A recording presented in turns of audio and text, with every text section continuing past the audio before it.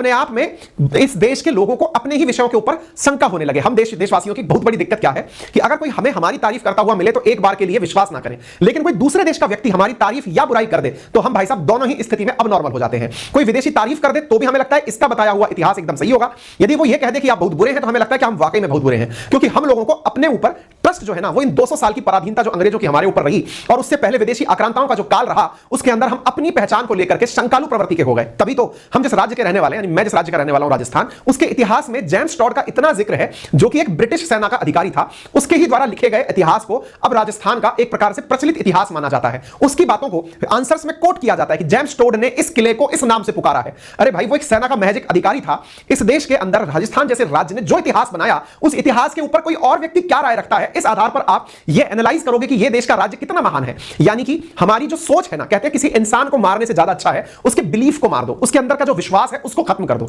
हमारे साथ हमारी पराधीनता के समय यही हुआ। हमें जितना नरसंहार के माध्यम से मारा गया, हमारे जो विश्वास का लिटरेचर था या हमारी जो सोल थी, हमारा जो कंटेंट था, उसको आक्रांताओं ने खत्म किया। हमारे जिस लिटरेचर को हम गर्व के रूप में लेते थे, जिन एजुकेशनल इंस्टीट्यूट्स को हम नालंदा जैसे इंस्टीट्यूट्स को हम अपने गर्व के रूप में काउंट करते थे, आक्रांताओं ने उन्हें खत्म किया। क्योंकि नॉलेज जिस देश का खत्म हो जाएगा, उस देश के लोगों को आप उनके खुद के खिलाफ भी भड़का सकते हो। और फिलहाल के लिए हमारे देश के साथ यही हो रहा है, क्योंकि हमारे इतिहास के जो सोर्सेज हैं, एक इतनी बड़ी हमारी मतलब चले कितने लंबे समय से हमारा इतिहास चला आ रहा है, हम कहीं आक्रमण करने नहीं गए, हम पर आक्रमण हुए, जो सत्य दर्शाता है कि दुनिया में हम कितने ज्यादा रिच रहे होंगे। क्योंकि कहते हैं ना कि चोर या डकैती उन्हीं के होती है जो लोग पैसे वाले होते हैं। हम लोग कितने रिच थे, ये इस बात से प्रमाणित होता है कि हमारे 1000 साल के इतिहास में आक्रमण ही आक्रमण है, यानी कि लोग हमको लूटने ही आए। तो आप इससे अंदाजा लगा सकते हैं, जो देश इतनी बार लूटा हो और लूटने के बाद भी दुनिया की अब टॉप 5 इकोनॉमी में पहुंच गया हो, उस देश को लूट करके तो कुछ नहीं उखाड़ा गया, लेकिन इसके लिटरेचर को स्पॉइल कर दो, धर्म के नाम पर लड़ा दो, जात पात के नाम पर लड़ा दो, ताकि ये लोग एक दूसरे पर बिलीव ना करने लगे और ये अपने आप खत्म होने लगे। ये बड़ी कॉन्स्पिरेसीज हैं जो देश को तोड़ने के लिए काम मिली जाती है। खैर,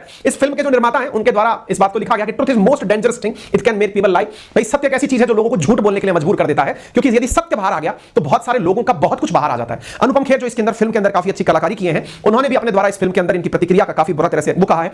एक बहुत अच्छा ट्वीट मुझे लगा एक व्यक्ति का, जिसमें उन्होंने मेंशन किया हुआ है कि अक्षय कुमार देश के अंदर कोई बात बोले तो उसे इसलिए चुप करा दिया जाता है कि तुम्हारे पास कनेडियन नागरिकता है, तुम देशभक्ति के बारे में बात कैसे कर सकते हो।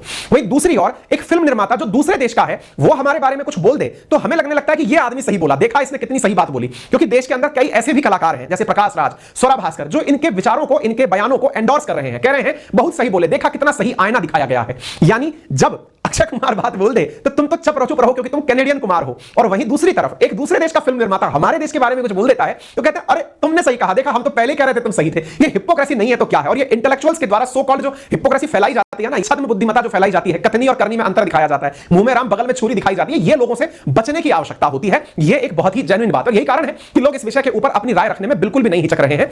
ये कमेंट हमें बहुत अच्छा लगा, कोई प्रणय महाजन करके हैं, Akshay Kumar can't speak on India, ये हिपोक्रेसी है इंटेलेक्चुअल्स की, बुद्धिजीवियों की। और नदाव लेपिड जो है can even lie about India, और एक व्यक्ति जो इतने लोगों की हत्या हुई कश्मीर के अंदर, इतने सारे लोगों को वहां से बाहर निकाल दिया गया, उसके बारे में वो कुछ भी बोल सकता है, ये हमारे देश के अंदर। और मैं ये इसके पीछे का बड़ा कारण आपको बता रहा हूं, और बड़ा कारण यही है साथियों कि हमें खुद पर विश्वास नहीं है। हमारा विश्वास, और आज भी आप अगर आत्मविश्लेषण मेरे इस सेशन के बाद खुद का करेंगे तो ये जरूर पाएंगे कि हम लोग हमारे बारे में कोई भी अटेस्टेशन लेने जाते हैं किसी व्यक्ति से कि भैया मेरे बारे में क्या विचार रखते हो। दूसरा अगर आपको किसी दिन ये बैठकर कह दे कि यार तुम बहुत अच्छे आदमी हो, हमें लगने लगता है वाकई में बहुत अच्छे आदमी हैं, और कोई दूसरा व्यक्ति हमसे ये कह दे यार मैं तुमको बिल्कुल पसंद नहीं करता, हम डिप्रेशन में जीने लगते हैं। हम अपना रियल में भी एक खुद का भी विश्वास जो है ना वो खो चुके हैं। आपको ये रियलाइज करना होगा, देश के युवा को और देश का जितना भी वर्ग है उसको पहले आत्मविश्वास जगाना होगा। ये जरूरी नहीं है कि उस आत्मविश्वास के लिए कोई परम ब्रह्म ज्ञानी आपको मिले, पहले खुद पर ट्रस्ट करना शुरू करिए, तब जाकर के आप किसी और चीज पर ट्रस्ट बढ़ा पाएंगे, है ना। तो यहां पर ये सब लोग अपना अपना प्रतिक्रिया दे रहे हैं। प्रकाश राज कहते हैं शेम इज ऑफिशियल नाउ, यानी जस्ट आस्किंग, यानी कि ये अपने द्वारा पहले तो इस फिल्म के ऊपर कहते ही थे, अब ये कहते हैं कि ये मतलब स्वरा भास्कर कह रही हैं,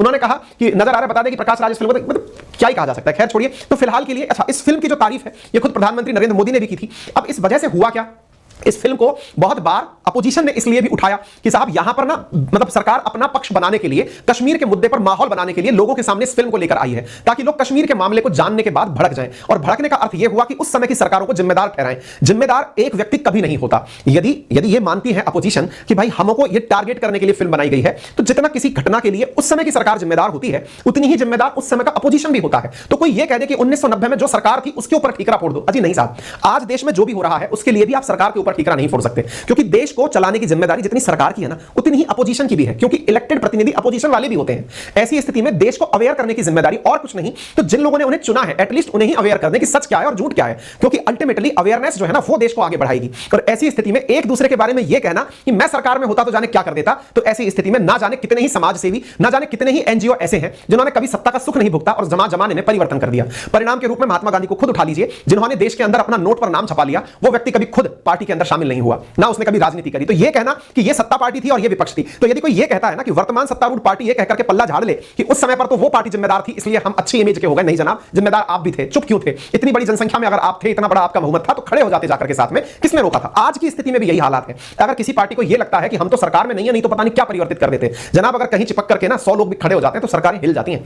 खैर, ये सब बातें आप लोगों को इसलिए जान लेना जरूरी है क्योंकि किसी एक चीज से जोड़ करके किसी चीज को देखना मेरी नजर में थोड़ा सा गैर जिम्मेदाराना होता है, क्योंकि अगर आपके साथ कुछ गलत हो रहा है, बोलने की क्षमता बचा करके रखिए। कश्मीर फाइल्स को न्यूजीलैंड ने बैन किया, सिंगापुर ने बैन किया, और इसके पीछे न्यूजीलैंड ने कहा कि ये मुस्लिम समुदाय के खिलाफ है, यानी कि मुस्लिम समुदाय जो है वो मांग करता है कि इस फिल्म को ना दिखाया जाए।